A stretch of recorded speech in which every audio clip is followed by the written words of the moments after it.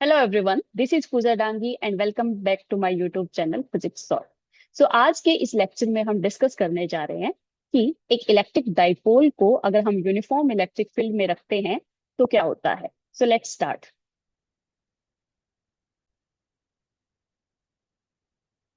Let us consider an electric dipole AB having equal and opposite charges Q and length 2a is placed in an uniform electric field E।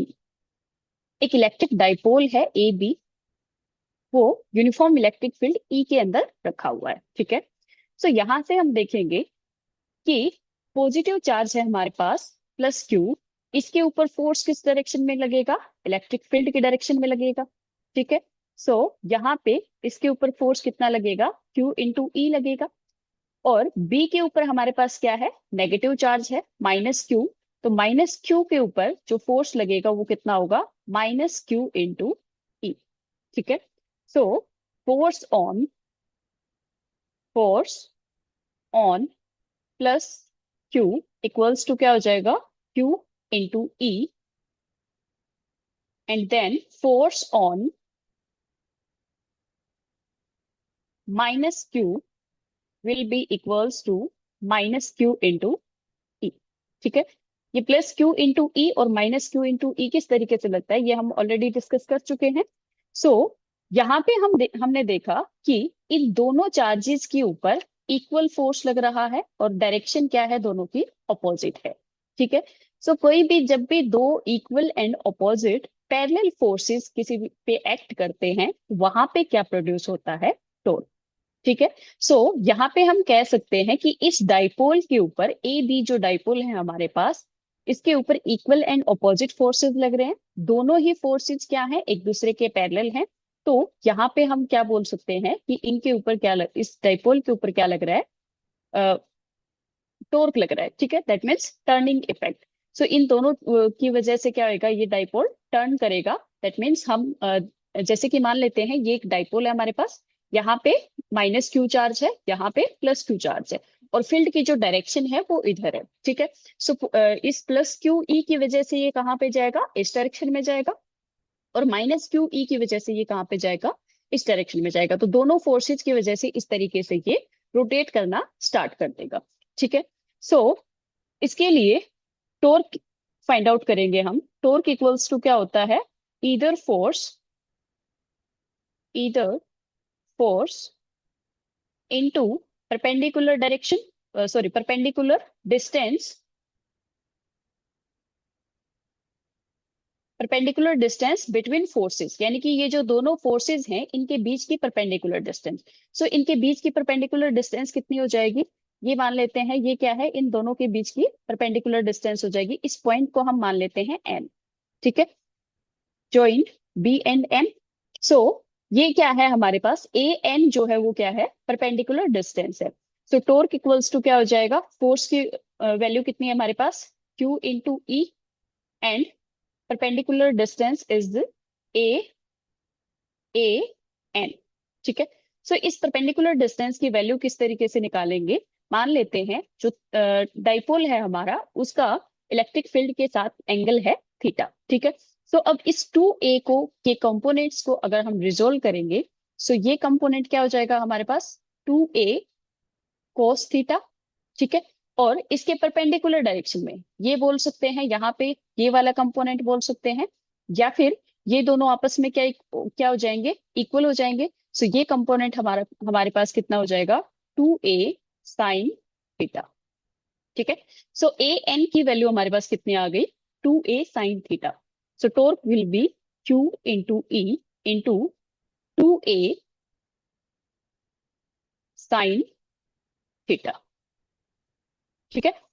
इतना समझ आ गया? अब Q into two ए को हम क्या लिख सकते हैं?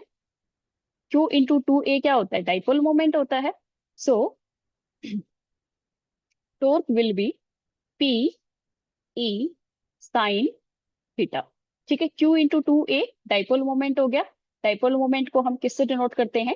P से डिनोट करते हैं। It will be P E sine theta. ठीक है। पी ई साइन थीटा को हम क्या लिख सकते हैं?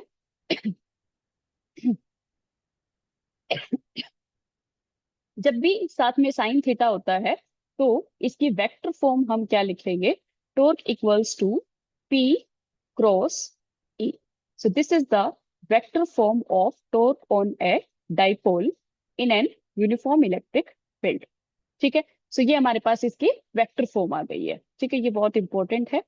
नाउ अब हम डिस्कस करेंगे कुछ पर्टिकुलर केसेस, यानी कि फर्स्ट केस क्या है हमारे पास, if theta is equals to zero. अगर थीटा जीरो है तो हमारे पास टॉर्क क्या होगा उस केस में। थीटा अगर जीरो हो गया तो टॉर्क कितना हो जाएगा, साइन थीटा की वैल्यू कितनी होती है, साइन जीरो की वैल्यू क्या हो जाएगी हमारे पास, जीरो हो जाएगी। सो टॉर्क इक्वल्स टू क्या हो जाएगा, जीरो। यानी कि फर्स्ट केस में टॉर्क क्या है, जीरो है। दैट मीन्स थीटा अगर इक्वल्स टू जीरो है, यानी कि थीटा जो हमारा डाइपोल है वो इलेक्ट्रिक फील्ड के पैरेलल रखा हुआ है, तो उस केस में टॉर्क क्या हो जाएगा, जीरो हो जाएगा। Now the second case is,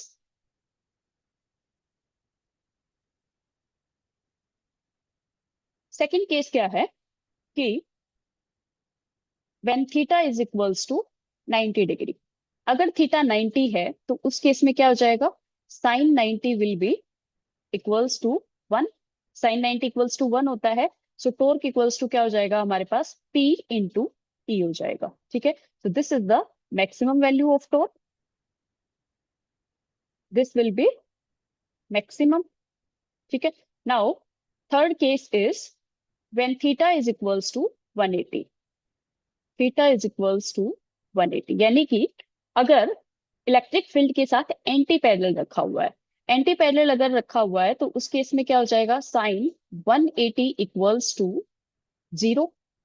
ठीक है, सो इस केस में भी हमारे पास टॉर्क क्या हो जाएगा, इक्वल्स टू जीरो हो जाएगा। ठीक है, फर्स्ट केस में और थर्ड केस में हमने देखा कि दोनों में ही क्या है, टॉर्क हमारे पास इक्वल्स टू जीरो है। तो इन दोनों में डिफरेंस क्या है, देखो अगर हम देखें तो जहां पे टॉर्क की वैल्यू जीरो है उसको हम क्या बोल सकते हैं, इक्विलिब्रियम बोल सकते हैं। यहाँ पे अगर सेकंड केस की बात करें तो ये क्या है, इक्विलिब्रियम में नहीं है यहाँ पे सेकंड केस में, क्योंकि यहाँ पे टॉर्क जो है वो मैक्सिमम लग रहा है। ठीक है, फर्स्ट केस में और थर्ड केस में क्या है, जो डाइपोल है हमारे पास वो दोनों में ही क्या है, इक्विलिब्रियम में है। लेकिन दोनों में डिफरेंस क्या है, फर्स्ट केस में जो डाइपोल है वो क्या है, वो स्टेबल इक्विलिब्रियम में है, स्टेबल इक्विलिब्रियम।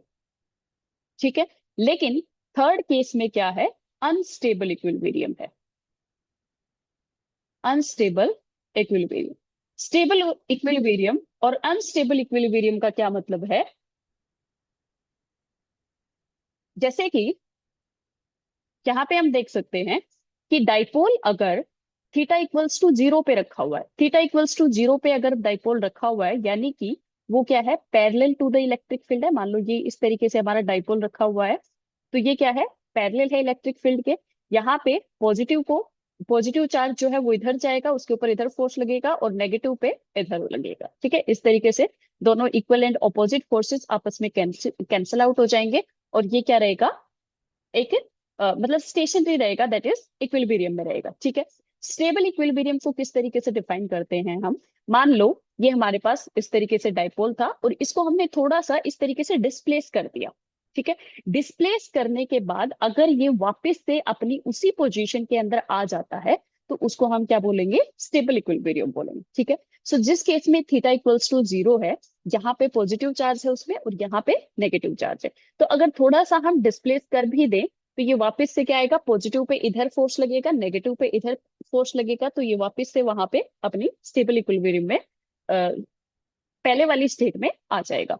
लेकिन थर्ड केस में हमारे पास क्या है, इसका ऑपोजिट है, यानी कि इस बार हमारे पास पॉजिटिव चार्ज यहाँ पे है और नेगेटिव चार्ज यहाँ पे है। ठीक है, सो जैसे ही इसको हम थोड़ा सा डिस्प्लेस करेंगे तो इसके साथ क्या होगा, ये यहाँ पे पॉजिटिव है, पॉजिटिव के ऊपर फोर्स कहाँ पे लगेगा, इस डायरेक्शन में लगेगा, और नेगेटिव पे फोर्स इस डायरेक्शन में लगेगा। तो यहाँ पे ये क्या हो जाएगा, वापस इस पोजीशन में आ जाएगा। दैट मीन्स जो पहले वाली जो पोजीशन थी वो ये उस पोजीशन में नहीं है, जबकि इसने मतलब पहले से जो पोजीशन थी वो उसमें नहीं है, तो उसको हम क्या बोलते हैं, अनस्टेबल इक्विलिब्रियम बोल सकते हैं।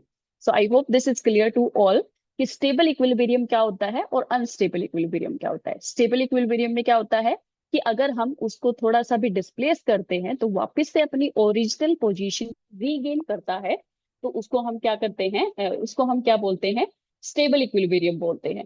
लेकिन अगर वो अपनी ओरिजिनल पोजीशन को रीगेन करने की बजाय अगर किसी और पोजीशन को गेन करता है, किसी और पोजीशन में जाके रुक जाता है, तो उसको हम क्या कहेंगे, अनस्टेबल इक्विलिब्रियम कहेंगे। सो this is all for today. Thank you and have a nice day.